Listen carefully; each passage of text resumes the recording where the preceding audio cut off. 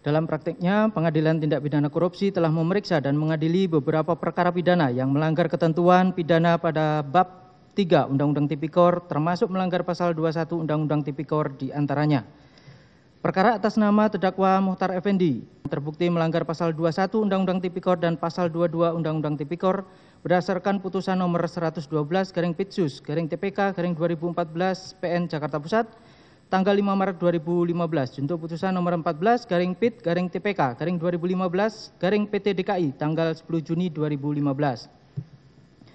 Perkara atas nama terdakwa Romi Herton yang terbukti melanggar pasal 22 Undang-Undang Tipikor berdasarkan putusan nomor 111/Pitsus/TPK/2014/PN Jakarta Pusat dan Maret 2015 junto putusan nomor 15/PIT/TPK/2015/PT DKI tanggal 17 Juni 2015. Putusan atas nama terdakwa Said Faisal yang terbukti melanggar pasal 22 Undang-Undang Tipikor berdasarkan putusan nomor 27/Pitsus/TPK/2014/PN PBR tanggal 7 Juli 2014. Perkara atas nama terdakwa Miriam S. Haryani yang terbukti bersalah melanggar pasal 22 Undang-Undang Tipikor berdasarkan putusan nomor 89/Pitsus/TPK/2017/PN Jakarta Pusat tanggal 13 November 2017 untuk putusan nomor 1/Pitsus/TPK/2018/PT DKI tanggal 9 Februari 2018. Perkara atas nama Markus Nari yang terbukti melanggar pasal 21 Undang-Undang Tipikor berdasarkan putusan nomor 80/Pitsus/TPK/2019/PN Jakarta Pusat tanggal 11 November 2019 untuk putusan nomor 3/Pitsus/TPK/2020/PT DKI tanggal 17 Februari 2020 junto putusan nomor 1998 K Pitsus/2020 tanggal 13 Juli 2020. Putusan atas nama terdakwa Fredrik Yunadi yang terbukti yang berdasarkan putusan nomor 9/Pitsus/TPK/2018 PN Jakarta Pusat tanggal 28 Juni 2018 dinyatakan bersalah melanggar pasal 21 Undang-Undang Tipikor. Perkara atas nama terdakwa Ferdi Yuman yang terbukti melanggar pasal 21 Undang-Undang Tipikor berdasarkan putusan nomor 36/Pitsus/TPK/2021 PN Jakarta Pusat tanggal 11 Oktober 2021 junto putusan nomor 40 Pitsus/TPK/2021 PT DKI tanggal 29 Desember 2021. Dan perkara atas nama terdakwa Stefanus Roy Rening yang terbukti melanggar pasal 21 Undang-Undang Tipikor berdasarkan putusan nomor 84/Pitsus/TPK/2023 PN Jakarta Pusat tanggal 7 Februari 2024 junto putusan nomor 12/Pitsus/TPK/2024 PT DKI tanggal 23 April 2024 junto putusan nomor 6897K/Pitsus/2024 tanggal 9 Oktober 2024. Berdasarkan uraian tersebut di atas, maka dapat disimpulkan bahwa Pengadilan Tindak Pidana Korupsi pada Pengadilan Negeri Jakarta Pusat berwenang untuk memeriksa dan mengadili perkara akuo. Demikian pula KPK juga berwenang untuk melakukan penyidikan dan penuntutan terhadap seluruh tindak pidana yang diatur dalam Undang-Undang Tipikor. Oleh karena itu, dalih penasihat hukum terdakwa tersebut di atas merupakan dalih yang tidak berdasar dan harus ditolak. 4. Tentang penyimpangan dalam proses penyidikan dan penuntutan, bahwa terdakwa dan penasihat hukum terdakwa berdalih yang pada pokoknya dalam proses penyidikan sampai dengan penuntutan terdapat banyak penyimpangan, antara lain sebagai berikut. 1. Terjadinya proses daur ulang terhadap perkara suap yang sudah disidangkan dan telah berkekuatan hukum tetap. 2. Tindakan penyidikan dan penuntutan dilakukan secara bertentangan dengan KUHAP dan prinsip due process of law. 3. Surat perintah penyidikan dan surat pemberitahuan dimulai penyidikan terdakwa ditandatangani oleh pejabat pemerintahan tanpa dasar kewenangan. 4. Keterlibatan saksi-saksi dari penyelidik dan atau penyidik serta mantan penyidik KPK cenderung memberatkan terdakwa dan permohonan dari penasihat hukum terdakwa untuk menghadirkan ahli yang meringankan tidak diakomodir oleh penyidik. 5. Pemanggilan saksi yang berasal dari penyidik KPK atau ex-penyidik KPK tidak bisa dikategorikan sebagai saksi verbalisan dan syarat akan konflik kepentingan. 6. Terdakwa ditetapkan sebagai tersangka pada tahap penyidikan tanpa dipanggil atau diperiksa sebagai calon tersangka. 7. Proses penyelidikan, penyidikan, dan penuntutan yang dilakukan KPK dilakukan secara melawan hukum dan melanggar HAM terdakwa. Tanggapan penuntut umum, bahwa atas keberatan tersebut, kami penuntut umum berpendapat bahwa penasihat hukum dan terdakwa telah salah dalam memahami apa itu materi eksepsi atau keberatan. Bahwa materi yang disampaikan oleh terdakwa dan penasihat hukum terdakwa tersebut sejatinya adalah objek dalam ranah kewenangan pra-peradilan sebagaimana sudah diatur tersendiri dalam pasal 77 KUHAP junto putusan Mahkamah Konstitusi nomor 21/PUU garis datar 12 Romawi garing 2024, yaitu terkait dengan pra-peradilan. Sehingga sangatlah keliru jika dalil tersebut dimasukkan dalam materi eksepsi. Atas hal tersebut, penuntut umum tidak akan menanggapi keberatan dimaksud karena keberatan tersebut sudah tidak relevan dan jauh menyimpang serta tidak masuk dalam ruang lingkup eksepsi sebagaimana telah ditentukan dalam pasal 156 ayat 1 KUHP. Berdasarkan uraian tersebut di atas, maka dapat disimpulkan bahwa dalih penasihat hukum dan terdakwa tersebut di atas tidak termasuk ruang lingkup eksepsi sebagaimana diatur pasal 156 ayat 1 KUHP. Dengan demikian, segala dalih tersebut harus ditolak. Tentang kesalahan menyebut pasal yang seharusnya pasal 65 ayat 1 KUHP. Dalam eksepsinya halaman 108 sampai dengan 111, penasihat hukum berdalih dakwaan batal demi hukum karena penuntut umum salah dalam penulisan ketentuan pasal yang seharusnya pasal 65 ayat 1 KUHP, namun ditulis pasal 65 ayat 1 KUHP. Dan melakukan perubahan dakwaan tidak sesuai ketentuan pasal 144 ayat 1 dan ayat 2 KUHP.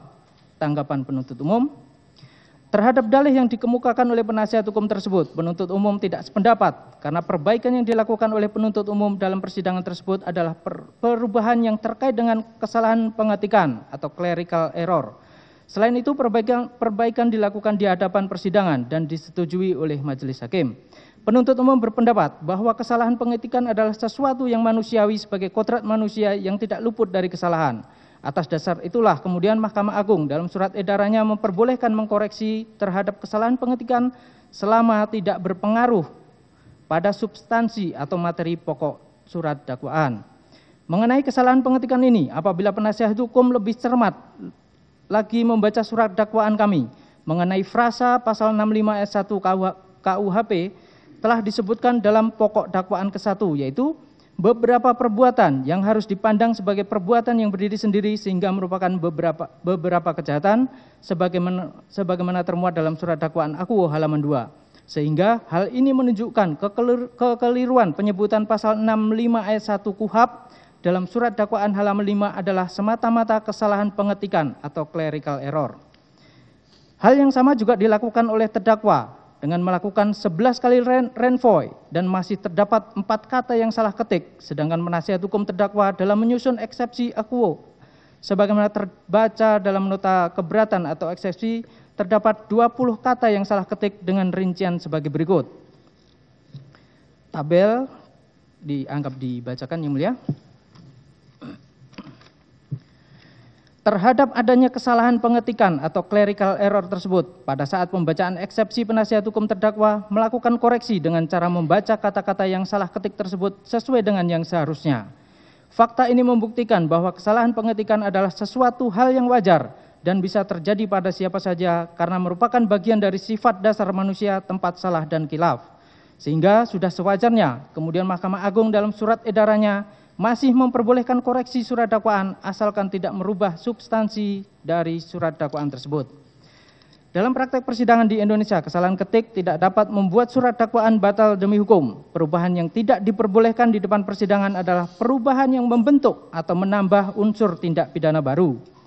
Sepanjang tidak membuat tindak pidana baru, perubahan atas surat dakwaan dapat saja dilakukan penuntut umum. Koreksi redaksional tidak ubahnya seperti renvoy dalam sebuah akta perjanjian, dan koreksi atas kesalahan redaksional tidak terikat pada pasal 144 KUHP. Selain itu, dimuat atau tidak dimuatnya pasal 65 KUHP ataupun pasal 65 KUHP dalam surat dakwaan tidaklah mengakibatkan perubahan yang membentuk atau menambah unsur tindak pidana baru dalam surat dakwaan penuntut umum. Karena pasal 65 KUHP berbunyi tersangka atau terdakwa berhak untuk mengusahakan dan mengajukan saksi dan atau seseorang yang memiliki keahlian khusus guna memberikan keterangan yang menguntungkan bagi dirinya. Sedangkan pasal 65 ayat 1 dan 2 KUHP merupakan pasal pemberatan untuk penentuan maksimum pidana yang akan dijatuhkan kepada terdakwa sebagaimana jurisprudensi pada putusan Mahkamah Agung RI nomor 868K/PIT/1994 tanggal 10 Agustus 1994 dalam perkara atas nama terdakwa Vivi Gautama yang menyatakan pasal 64 KUHP dan pasal 65 KUHP hanyalah merupakan penentuan maksimum pidana yang akan dijatuhkan kepada terdakwa. Dilanjutkan. Izin Yang Mulia dilanjutkan bahwa terkait kesalahan pengetikan yang kemudian dilakukan Renvoy telah ada ketentuan sejak lama, yaitu berdasarkan 1. Putusan Mahkamah Agung RI nomor 1162-K/PIT/1986 tanggal 14 April 1988, kekeliruan atau kekurangan pengetikan yang tidak mengubah isi materi dalam dakwaan tidak membawa akibat hukum batal demi hukum. Bahwa penerapan jurisprudensi ini sudah sangat sering dalam proses peradilan pidana, diantaranya dalam kasus tindak pidana korupsi atas nama M. Arafat Enani, Edi Sofyan, bahkan dalam penanganan perkara pelanggaran HAM di Pengadilan HAM dalam putusan Sela nomor 03/PIT/HAM ad hoc /2002 serta banyak perkara lain yang tidak dapat kami sebutkan satu persatu dalam tanggapan ini, yang mana dalam seluruh putusannya Majelis Hakim yang mulia menolak eksepsi yang diajukan oleh penasihat hukum dengan dalih kekeliruan atau kekurangan pengetikan menyebabkan obscure libel dan batalnya dakwaan. 2. HRNJ 1919 nomor 525 tanggal 7 April 1919.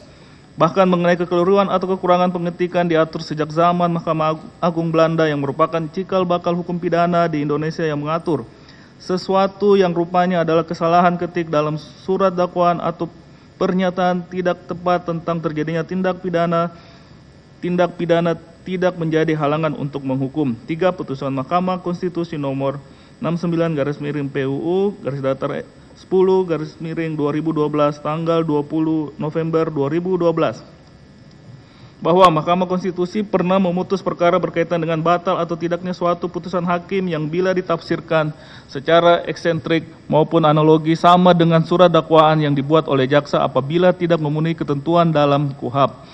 Bahwa putusan MK ini berkaitan uji material oleh tim kuasa hukum dari Komjen Pol Susno Duaji, mantan Kabareskrim Polri, yang menolak dieksekusi dengan alasan putusan hakim batal demi hukum karena tidak memuat perintah supaya ditahan atau tetap dalam tahanan sebagaimana diatur dalam pasal 197 ayat 1 huruf K KUHAP.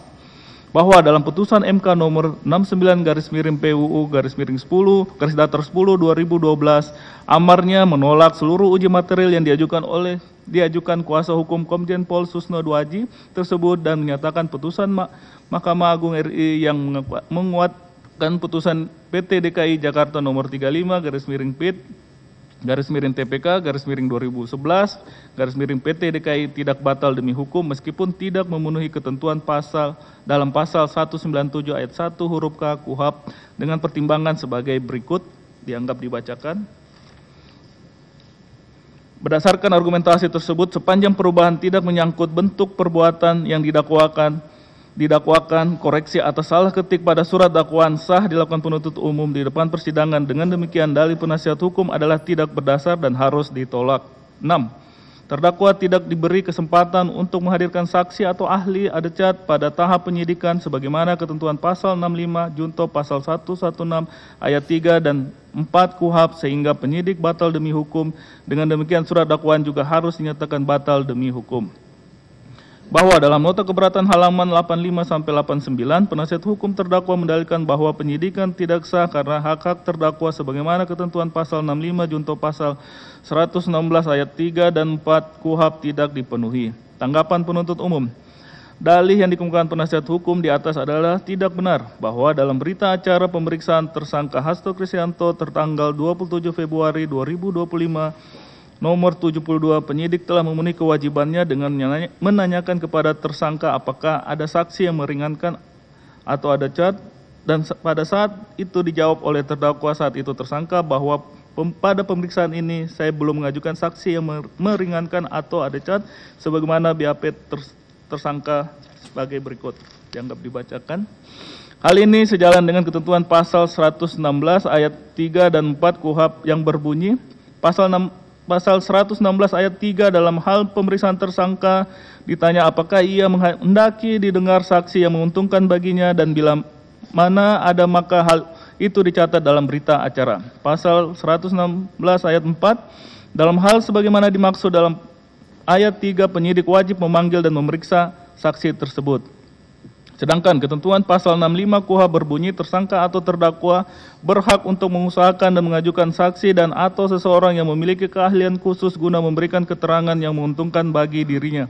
Berdasarkan ketentuan pasal tersebut, penyidik telah melaksanakan kewajiban dan tidak pernah membatasi hak tersangka untuk mengusahakan dan mengajukan saksi dan atau seseorang yang memiliki keahlian khusus pada tahap penyidikan. Adapun surat yang diajukan oleh penasihat hukum tersangka pada tanggal 4 Maret 2025 terkait permohonan pemeriksaan ahli meringankan, penasihat hukum tersangka ajukan setelah berkas perkara dinyatakan lengkap oleh penuntut umum, sehingga apabila terdakwa saat itu tersangka atau penasihat hukumnya akan mengajukan saksi atau ahli yang meringankan, terdakwa dapat diajukan dalam tahap pemeriksaan persidangan. Berdasarkan uraian tersebut di atas, penyidik KPK telah memberikan hak kepada terdakwa saat itu tersangka sebagaimana ketentuan pasal 65 junto pasal 116 ayat 3 dan 4 KUHP, sehingga dalil penasihat hukum terdakwa tersebut selayaknya ditolak. 7. Dakwaan penuntut umum obskur libel karena berbeda dengan dakwaan Wahyu Setiawan, Agustiani, Tio Fridelina, dan Saiful Bahri. Dalam eksepsi halaman 77 sampai 80, penasihat hukum berdalih bahwa perkara terdakwa adalah perkara yang sama, splitsing dengan dua perkara lainnya seharusnya fakta-fakta hukumnya identik dan konsisten. Namun dakwaan terdakwa ada fakta yang bertentangan dengan dakwaan sebelumnya. Tanggapan penuntut umum bahwa dalih keberatan terdakwa dan penasihat hukum tersebut adalah tidak benar dan merupakan logika yang bertentangan dengan norma dan logika hukum. Karena tidak semua perkara yang dilakukan splitsing, maka serta-merta baik tempus delicti, locus delicti, pasal-pasal yang didakwakan, serta uraian materi perkara yang harus sama persis di antara pelaku tindak pidana yang didakwa melakukan tindak pidana tersebut. Penuntut umum kembali menegaskan bahwa yang menjadi dasar pemeriksaan dalam perkara akuo adalah surat dakwaan nomor 14-01-04-24-03-2025 atas nama terdakwa Hasto Kristianto, sehingga tidak relevan jika penasihat hukum memberikan penilaian terhadap surat dakwaan lainnya dan seyogyanya penasihat hukum lebih konsen terhadap surat dakwaan atas nama terdakwa tersebut daripada menilai surat dakwaan dalam perkara lainnya yang jelas-jelas tidak dipergunakan sebagai dasar untuk memeriksa dan mengadili perkara akuo. Guna mempermudah pemahaman penasihat hukum mengenai hal ini, izinkan kami menyampaikan suatu ilustrasi kasus yang sederhana sebagai berikut. Ada dua orang melakukan pencurian di sebuah rumah kosong yang mana pelaku pertama mencuri uang 1 juta rupiah di kamar tidur sang majikan, sedangkan pelaku kedua mencuri perhiasan di kamar pembantu. Pelaku pertama kemudian tertangkap dan pelaku kedua belum ditangkap. Selanjutnya dilakukan penyidikan dan penuntutan oleh penuntut umum. Dalam surat dakwaannya, penuntut umum telah mendakwakan pelaku pertama secara bersama-sama dengan pelaku kedua melakukan pencurian. Dalam dakwaan tersebut belum diketahui berapa perhiasan yang dicuri oleh pelaku kedua.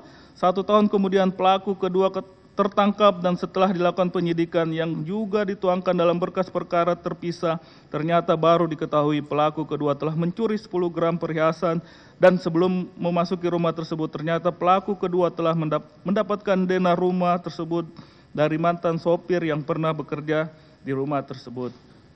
Dengan ilustrasi tersebut menjadi pertanyaan adalah apakah ketika penuntut umum mendakwakan pelaku kedua akan dipaksakan pelaku dan uraian fakta materialnya disamakan dengan dakwaan terhadap pelaku pertama. Sedangkan pada penyidikan terhadap pelaku kedua baru terungkap sejumlah perhiasan yang dicuri dan adanya bantuan dari mantan sopir. Silakan pertanyaan-pertanyaan tersebut dijadikan sebagai bahan renungan penasihat hukum.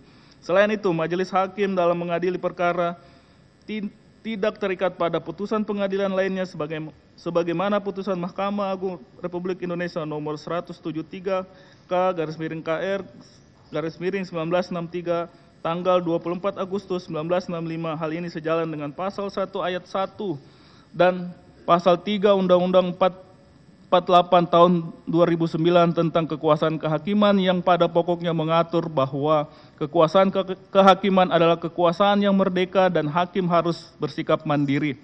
Terkait keterlibatan terdakwa dalam perkara akuo tentunya akan dibuktikan lebih lanjut dalam pembuktian pokok perkara dengan menghadirkan alat bukti di persidangan yang selanjutnya atas alat bukti tersebut akan dinilai oleh majelis hakim.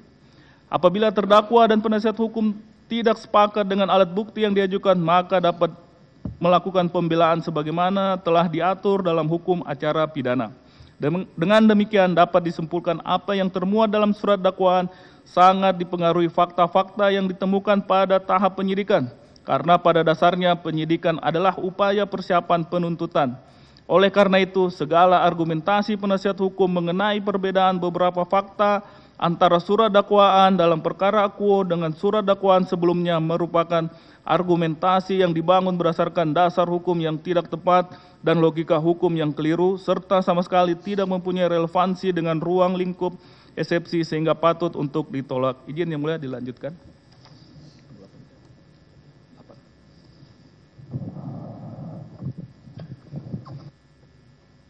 Izin melanjutkan. Bahwa fakta dalam surat dakwaan berbeda dengan fakta dalam perkara atas nama Wahyu Setiawan, Agustiani, Tio Fridelina, dan Saiful Bahri yang masing-masing telah mempunyai kekuatan hukum tetap atau ingkrah van geus, sehingga surat dakwaan haruslah dinyatakan batal demi hukum.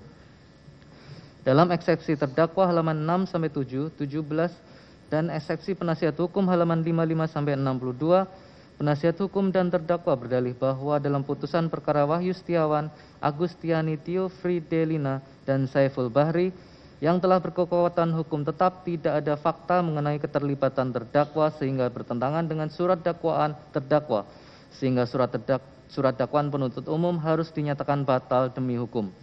Tanggapan penuntut umum terhadap alasan keberatan atau eksepsi yang dikemukakan penasihat hukum terdakwa tersebut, penuntut umum berpendapat selain hal itu bukan merupakan ruang lingkup keberatan atau eksepsi sebagaimana ditentukan dalam pasal 156 ayat 1 KUHP, juga menunjukkan keinginan untuk mengisolir permasalahan keterlibatan dalam perbuatan pemberian suap kepada anggota KPU.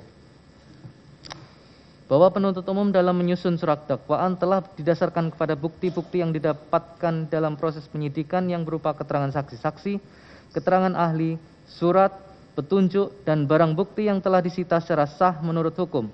Sehingga untuk membuktikan apakah ada keterkaitan dengan terdakwa atau tidak, dengan membuktikan adanya niat jahat terdakwa dan perbuatan jahat terdakwa, sebagaimana telah diuraikan dalam surat dakwaan, tentunya hal tersebut telah masuk kepada materi pokok perkara yang akan dibuktikan pada proses pemeriksaan persidangan selanjutnya.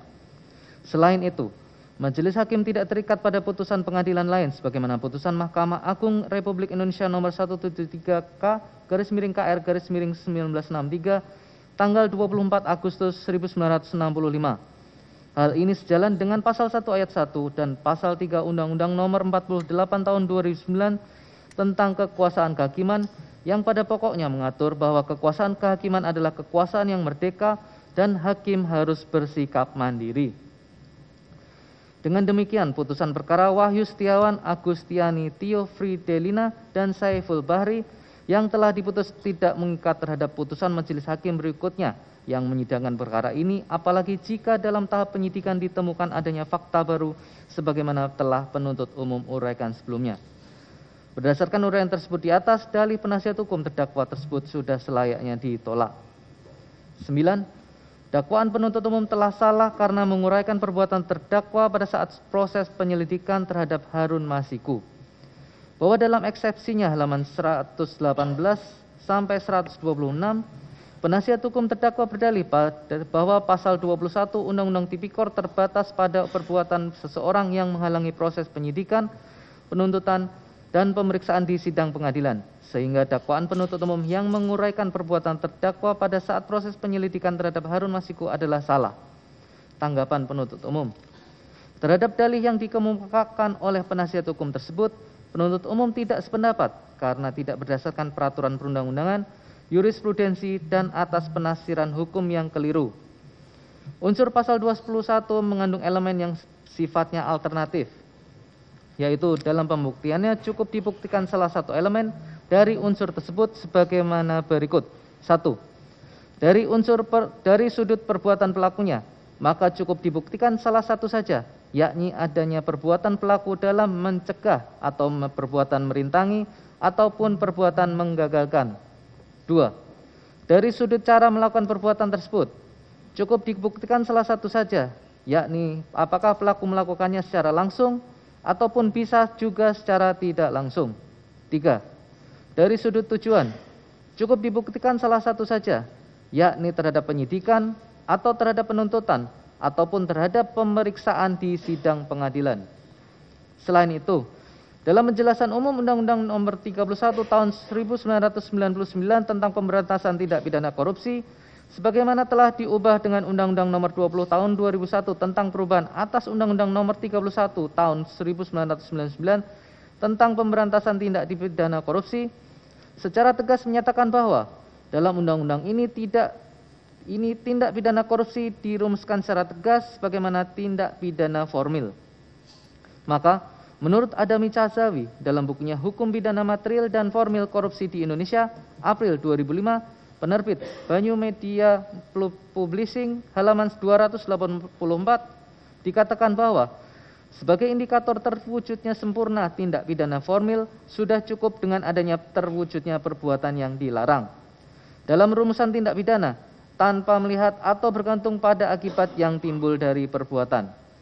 Dalam hal terjadinya tindak pidana pasal 21 Undang-Undang Tipikor, tidak diperlukan perbuatan-perbuatan yang telah tercegah, terintangi, dan atau gagal dalam penyidikan, penuntutan, dan pemeriksaan di sidang pengadilan terhadap tersangka dan terdakwa, ataupun para saksi yang diperlukan dalam tindak pidana tersebut, namun tidak menutup kemungkinan akibat tersebut telah benar-benar ada.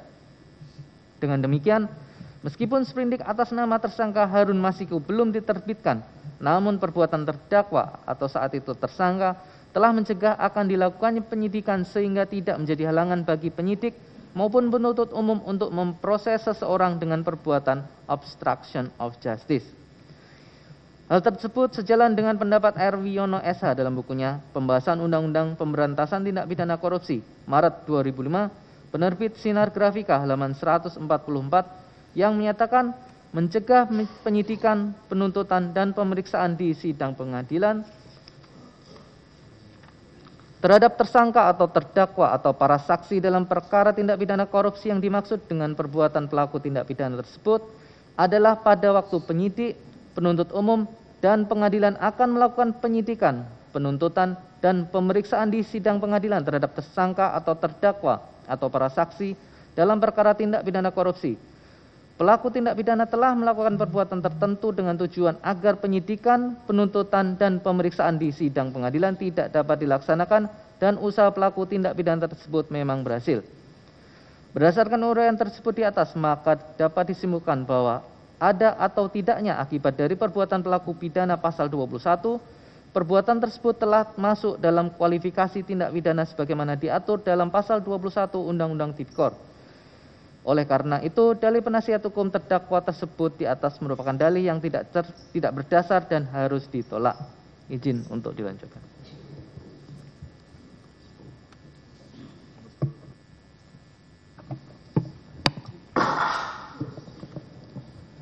Izin melanjutkan yang mulia.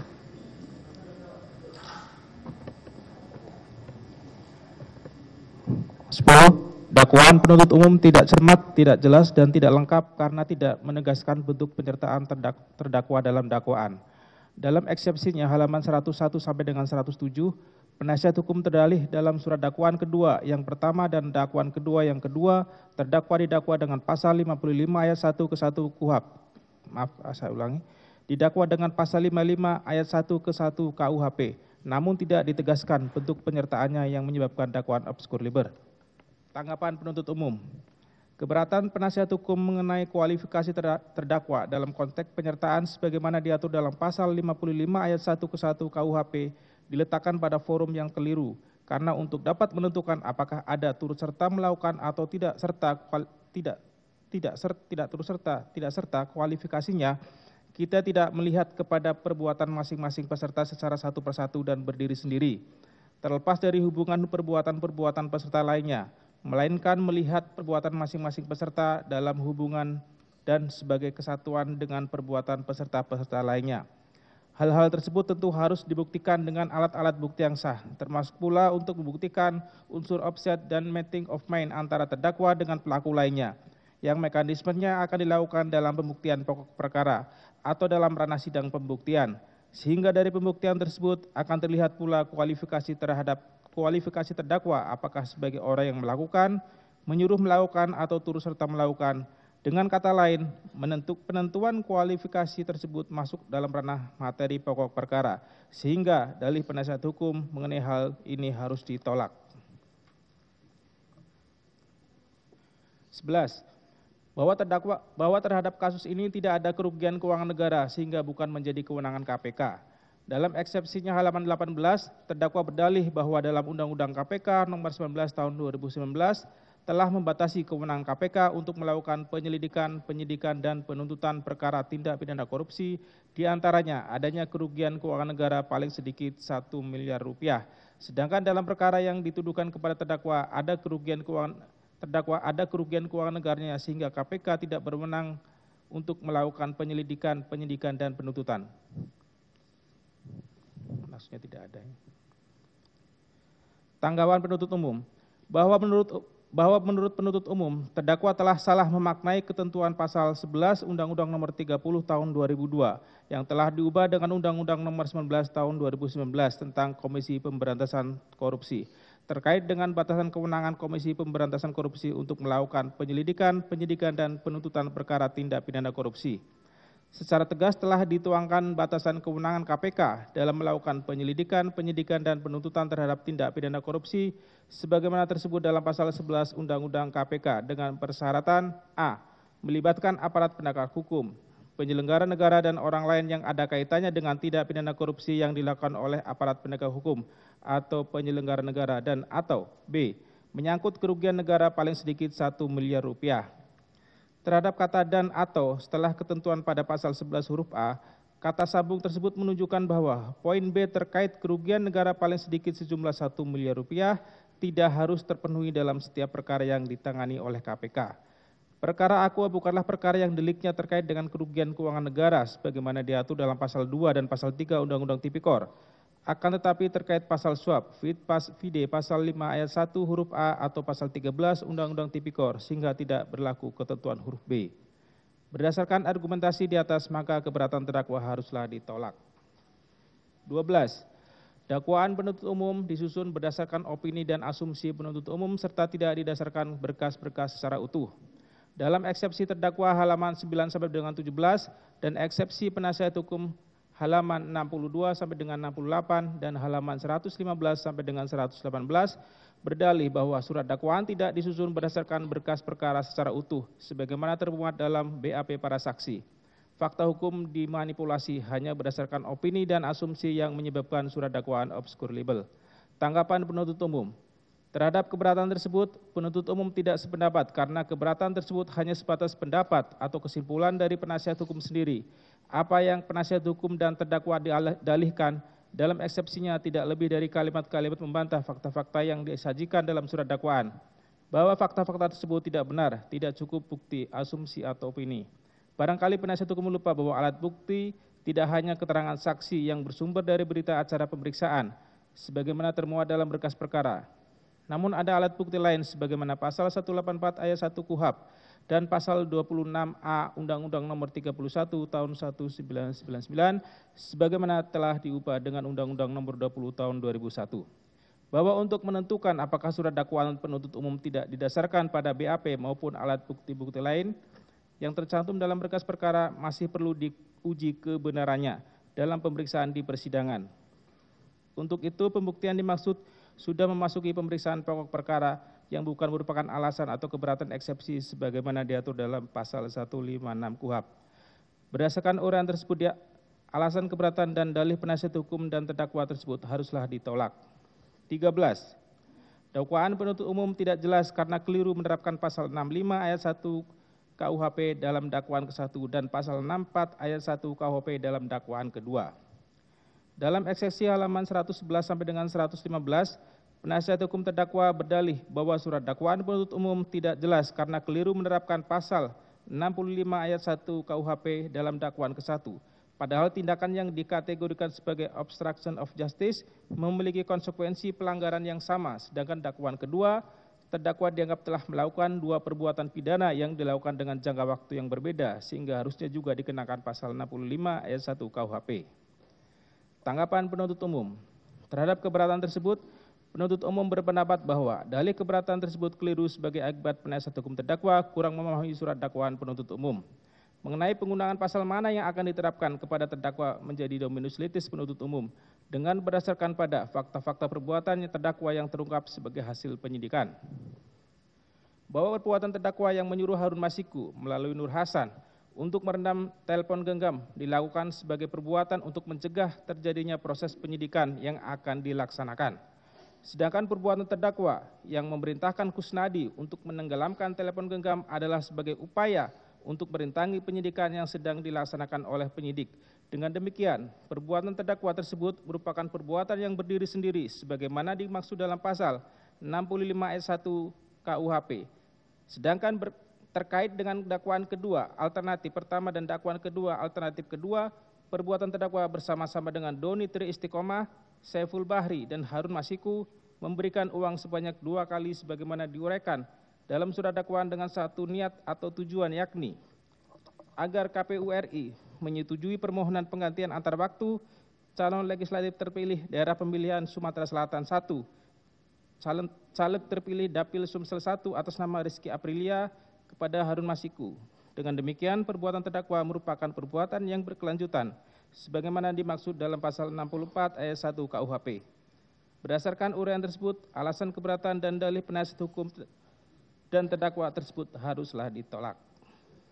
14.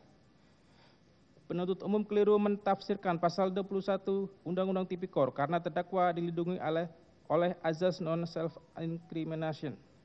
Dalam eksepsi halaman 89 sampai dengan 95, penasihat hukum berdalih bahwa terdakwa tidak bisa didakwakan melakukan tindak pidana mencegah, merintangi, atau menggagalkan penyidikan, penuntutan, dan sidang pengadilan, obstruction of justice, karena terdakwa dilindungi oleh azas non-self-incrimination. Tanggapan penuntut umum bahwa terhadap alasan keberatan tersebut, penuntut umum berpendapat bahwa alasan keberatan tersebut bukan merupakan ruang lingkup keberatan atau eksepsi, sebagaimana ditentukan dalam pasal 156 ayat 1 KUHP. Namun demikian, perlu kami sampaikan bahwa dari sudut cara melakukan perbuatan obstruction of justice bisa dilakukan secara langsung oleh pelaku tindak pidana sendiri, sebagaimana pendapat dari R.W. Yono SH dalam bukunya Pembahasan Undang-Undang Pemberantasan Tindak Pidana Korupsi Maret 2005, penerbit Sinar Grafika halaman 145, yaitu bahwa perbuatan yang berupa dengan sengaja mencegah penyidikan, penuntutan, dan pemeriksaan di sidang pengadilan terhadap tersangka atau terdakwa atau para saksi dalam perkara tindak pidana korupsi oleh pelaku tindak pidana bisa dilakukan dengan A. Secara langsung, yang artinya dilakukan oleh pelaku tindak pidana sendiri atau dalam bentuk penyertaan, pasal 55 dan 56 KUHP. B. Secara tidak langsung, misalnya melalui perantara, pelaku tidak pidana mengajukan usul dan ternyata diterima oleh pejabat yang berwenang untuk memindahkan atau memutasikan penyidik tanpa dasar yang dapat dipertanggungjawabkan. Padahal penyidik tersebut merupakan satu-satunya yang menguasai perkara tindak pidana korupsi yang akan sedang diselidiki. Dalam praktek peradilan pidana kerap kali ditemukan, misalnya dalam kasus yang menjerat Markus Nari selaku anggota DPR RI periode 2009 sampai dengan 2014 yang duduk sebagai anggota Badan Anggaran, didakwa bersama-sama dengan Irman Sugiharto, Diah Anggraini, Setia Novanto, Andi Agustinus alias Andi Narogong, Isnu Edi Wijaya, Anang Sugiana, Sudiharjo, Irvanto Hendra Pambudi Cahyo, Derajat Wisnu Setiawan, turut menerima fee dalam pengurusan anggaran proyek KTP elektronik yang didakwa melakukan tindak pidana mencegah, merintangi, atau menggagalkan penyidikan, penuntutan, dan sidang pengadilan, obstruction of justice, yang dilakukan oleh terdakwa dengan membujuk Miriam S. Haryani agar tidak menyebut nama Markus Nari di sidang pengadilan dan meminta Sugiharto tidak menyebut namanya sebagai penerima aliran dana proyek KTP elektronik sebagaimana putusan Mahkamah Agung RI nomor 1998K/Pit.Sus garing 2020 tanggal 13 Juli 2020. Junto putusan Pengadilan Tindak Pidana Korupsi pada Pengadilan Tinggi DKI Jakarta nomor 3/Pit.Sus garis datar TPK garis miring 2020 PT DKI tanggal 17 Februari 2020, junto putusan Pengadilan Tindak Pidana Korupsi pada Pengadilan Negeri Jakarta Pusat nomor 80/Pit.Sus TPK garing 2019 PN Jakarta Pusat tanggal 19 November 2019. Berdasarkan uraian tersebut, alasan keberatan dan Dalih penasihat hukum dari terdakwa tersebut haruslah ditolak. Lanjutkan.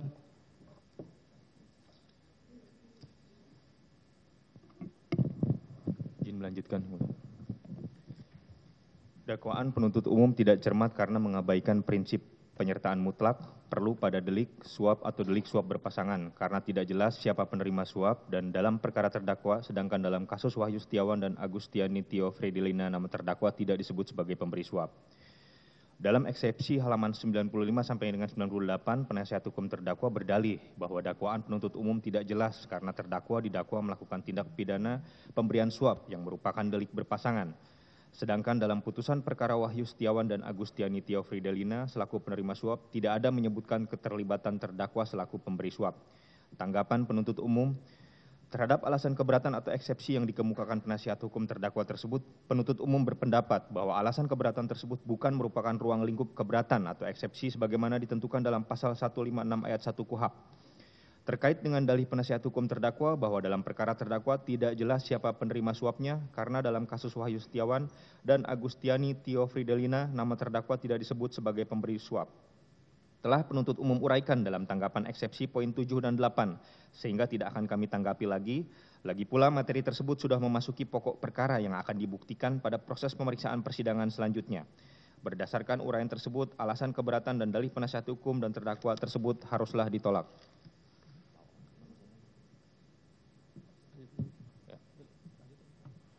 Majelis Hakim yang kami muliakan, saudara terdakwa dan penasihat hukum yang kami hormati, berdasarkan uraian pendapat atau tanggapan yang telah kami uraikan di atas, maka kami mohon kepada Majelis Hakim yang memeriksa, mengadili, dan memutus perkara ini untuk 1. Menolak keberatan atau eksepsi yang diajukan penasihat hukum terdakwa Hasto Kristianto. 2. Menyatakan surat dakwaan nomor 14/01.04/24/03/2025 tanggal 7 Maret 2025 telah memenuhi syarat formil dan syarat material sebagaimana ditentukan dalam pasal 143 ayat 2 huruf A dan huruf B KUHP. Dan secara hukum surat dakwaan sah untuk dijadikan sebagai dasar memeriksa dan mengadili perkara tindak pidana korupsi atas nama terdakwa Hasto Kristianto. 3. Menetapkan pemeriksaan perkara ini tetap dilanjutkan. Demikian pendapat atau tanggapan kami atas eksepsi atau keberatan penasihat hukum terdakwa yang kami bacakan dan disampaikan pada persidangan hari ini, Kamis tanggal 27 Maret 2025 di Pengadilan Tindak Pidana Korupsi pada Pengadilan Negeri Jakarta Pusat.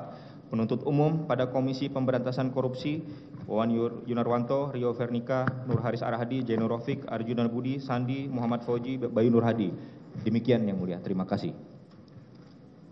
Baik ya, demikian tanggapan penuntut umum atas eksepsi dari terdakwa maupun penasihat hukum terdakwa.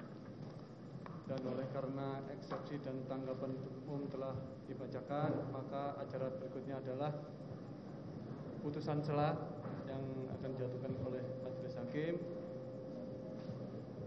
Sehubungan hal tersebut, izin yang mulia. Ya. Izin mohon bicara sedikit yang mulia. Nanti kami beri kesempatan. Tunggu ya. Oh iya, silakan. Saya selesaikan dulu. Nanti kami beri kesempatan. Jangan khawatir. Setelah majelis bermusyawarah, karena ini ada libur Lebaran, jadi terpaksa setelah Lebaran. Sekiranya kita adakan hari Jumat tanggal 11 April. Jam pagi. Jumat. Karena hari lain 11 April ya, setelah Lebaran gitu ya. Baik, sebelum tutup ada yang mau disampaikan dari penuntut umum? Dari kami cukup yang mulia. Dari penasihat hukum silakan. Izin yang mulia, ada beberapa hal yang mulia. Pertama, kami di eksepsi kemarin sebenarnya mencantumkan ada 10 lampiran bukti. Ya. Nah, 10 lampiran bukti karena kemarin masih proses leges, jadi kami baru bisa bawa hari ini yang sudah dileges secara lengkap. Nah, 10 lampiran bukti ini kami pandang penting untuk jadi pertimbangan yang mulia sebelum nanti membuat atau menyusun putusan sela. Mohon berkenan kami sampaikan di sini yang mulia. Silakan, silakan.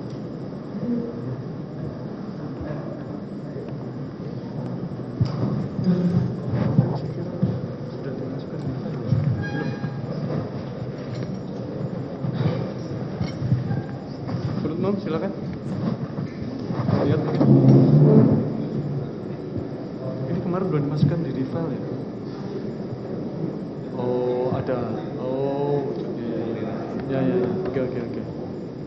Ini 11 kemarin ya? Ya, 10 ya? Oke, penuntut umum. Lampiran. Ya. Sudah. Kami terima, penuntut umum cukup tahu ya. Apa mau dilihat? Ini lampiran aja sifatnya. Kemarin yang ya sesuai.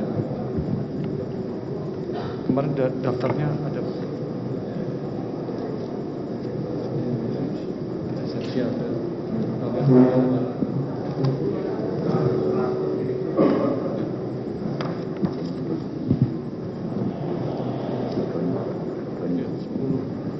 T1, T2, 3, 4, 5, 6,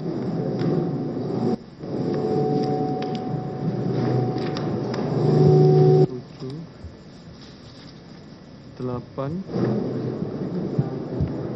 9, baik, lengkap ya. Ya, 10 sesuai lampiran yang kemarin dalam eksepsi terakhir. Ya, cukup.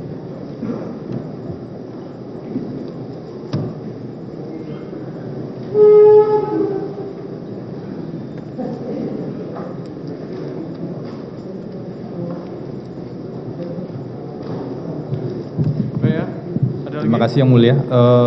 Saya pikir mungkin cukup ya. Dari Bang Magden Mas Ed. Terima kasih.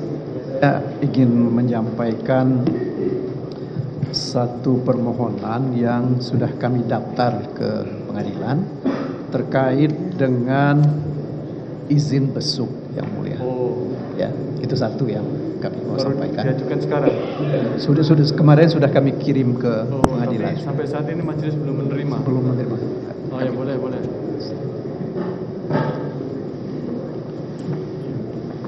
Kemarin kami sarankan sebaiknya juga melalui e-berpadu. Tadi sudah kami cek tidak ada. Jadi kami nunggu-nunggu, makanya tidak ada.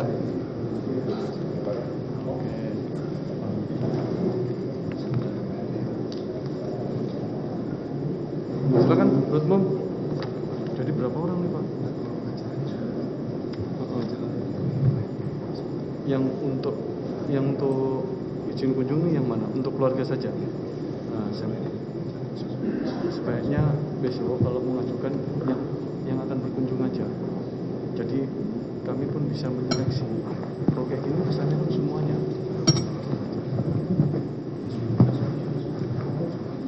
Nah, besok jangan seperti itu ya, jangan seperti ini ya.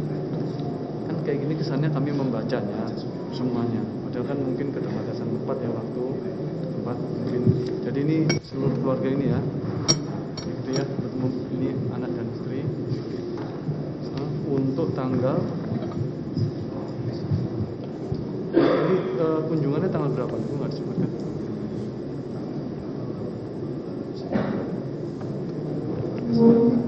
Enggak, makanya tanggal berapa saudara akan berkunjungan harus jelas tanggalnya. Tanggal berapa nih Pak? Tidak ada sini. Hah?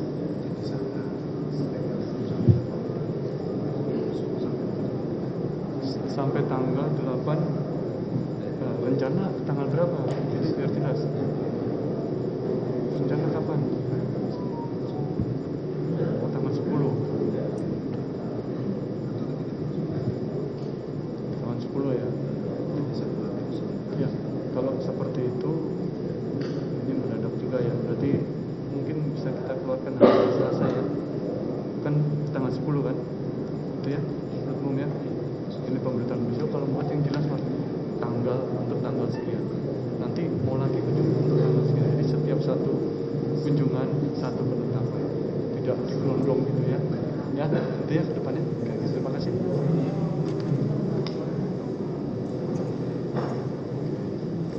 Boleh saya lanjutkan Yang Mulia? Baik.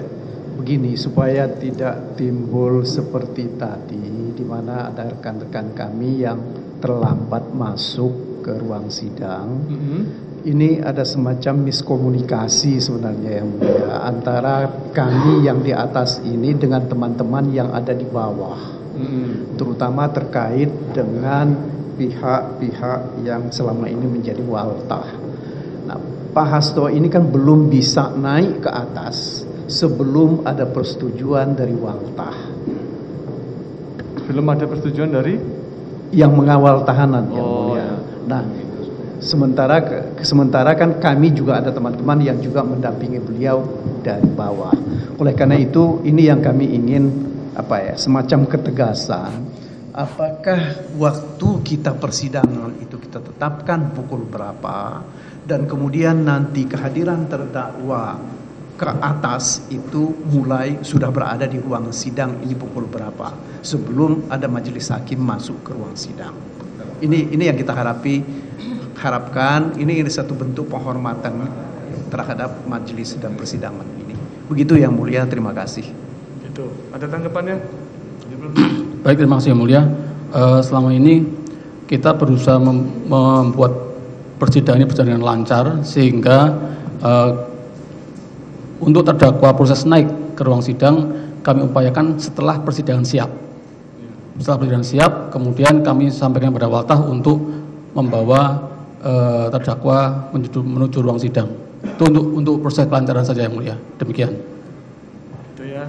Jadi memang idealnya setelah majelis memasuki persidangan terdakwa tidak lama kemudian sudah, dan bahkan pada perkara sebelumnya biasanya sudah ada. Nah, namun hal tersebut juga harus melihat situasi dan kondisi perkara. Kemarin sidang pertama itu kan ada sedikit chaos ya, di mana majelis sudah memasuki, ternyata terdakwa sudah ada di ruang sidang tapi belum bisa dihadirkan karena banyaknya ramai. Hal tersebutlah yang menjadi perhatian majelis agar tidak terjadi. Jadi ini mungkin evaluasi juga bagi penuntut umum dan juga majelis ke depan, kalau seandainya memang dimungkinkan dihadirkan di sini dengan catatan kondusif tidak masalah. Tetapi kalau seperti ini seperti kemarin ya, maksud saya ternyata sudah masuk belum bisa. Nah, itu kan juga tidak elok di nampaknya. Jadi paham ya, penasihat hukum kondisinya seperti itu. Idealnya memang seperti perkara lain sudah di ruang sidang dan masuk ya. Tapi mungkin bisa dievaluasi menurut umum ya. Silahkan di ruang sidang tidak apa-apa, tapi yang penting jangan seperti kejadian seperti awal sidang. Gitu ya. Gitu ya. Penasihat hukum, terima kasih atas sarannya. Itu pun menjadi perhatian dari majelis. Jadi saya tidak pengen juga sebenarnya lama untuk menunggu sini. Tapi kita lihat situasinya, kalau yang memungkinkan kondusif silahkan ya. Jadi tidak gitu ya ke depan ya. Begitu ya. Baik, sebelum ditutup ada yang menyampaikan lagi? Cukup ya. Nanti mengenai izin besok silahkan ajukan sepanjang memenuhi syarat, dan kalau bisa jangan mendadak waktunya, nanti kita akan keluarkan ya.